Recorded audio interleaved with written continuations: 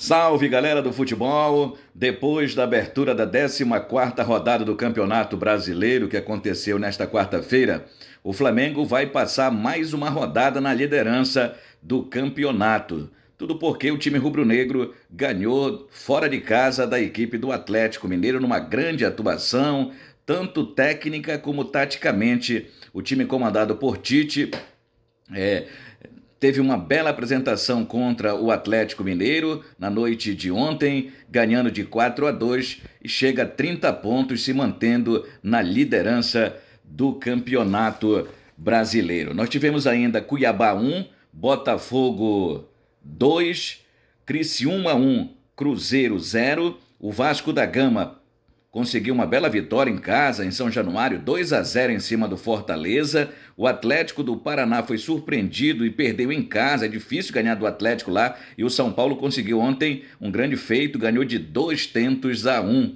O tricolor que sobe na tabela, na classificação com este resultado.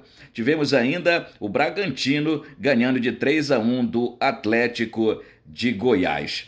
O Flamengo, mesmo poupando o Pedro só entrou faltando uns 30 minutos, 25 para terminar a partida, conseguiu vencer o Atlético por 4-2. Bruno Henrique foi o grande destaque, Bruno Henrique, que não vinha atuando bem, foi o grande destaque da equipe, fazendo 2 gols, um num belo lançamento do atacante Pedro. A equipe do Flamengo ainda marcou com Carlinho, atacante que veio do Nova Iguaçu, tinha jogado apenas 3 partidas pela equipe do Flamengo, ainda não tinha feito gol, fez seu primeiro gol com a camisa rubro-negra, o Carlinho, e muito emocionado, né? Porque há 15 dias ele perdeu a sua genitora, mas a vida segue. O Carlinho, abençoado por Deus no jogo de ontem, conseguiu marcar pela primeira vez com a camisa rubro-negra. Ele é o substituto no momento do Pedro, quando o Pedro não entra, quando o Pedro não pode iniciar a partida, é o Carlinhos que é chamado pelo técnico Tite. O outro gol do Flamengo foi marcado pelo Ayrton Lucas, que é um jogador também, às vezes, contestado, porque ele tem muita dificuldade na marcação, mas no ataque ele tem boas arrancadas, é habilidoso. Ontem fez um golaço numa arrancada do meio de campo, passou por 3 jogadores e chutou cruzado.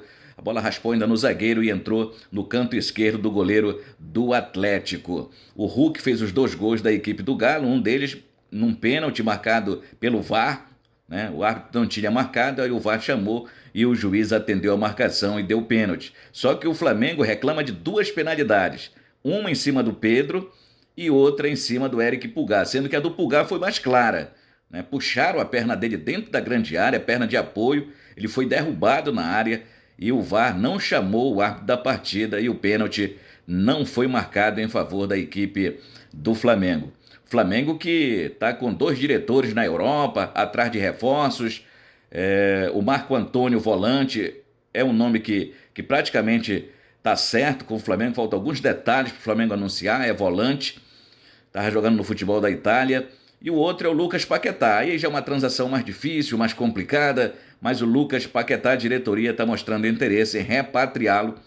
Ele que foi vendido pelo Flamengo, é cria do Flamengo, é cria da Gávea, e o Flamengo mostra interesse em ter esse jogador. Só que o time inglês, o West Ham, ele não quer emprestar o Paquetá, ele só quer fazer negócio com o Flamengo se for vendido o atleta. Se o Flamengo comprar, chegar com dinheiro para comprar o jogador. O Flamengo volta a jogar no sábado contra a equipe do Cuiabá. Esse jogo vai ser mais cedo, estava marcado para as 21 horas no Maracanã, mas foi antecipado para as 8 da noite de sábado lá no Maraca, para fugir, né, do horário do jogo do Brasil pela Copa América, que será contra o Uruguai.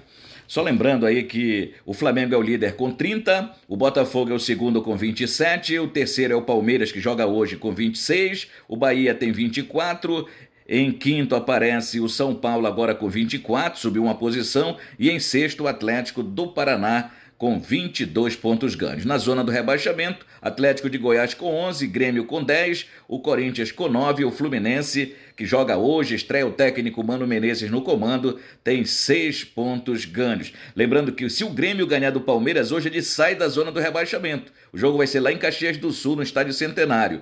Se o Corinthians também ganhar a partida de hoje, é outro clube que sai da zona de rebaixamento. Hoje teremos Grêmio e Palmeiras, 19 horas, Bahia e Juventude. Esse jogo também 19 horas, o Fluminense enfrenta a equipe do Internacional às 20 horas e o Corinthians joga contra o Vitória às 20 horas. Tá certo, galera? Um abraço.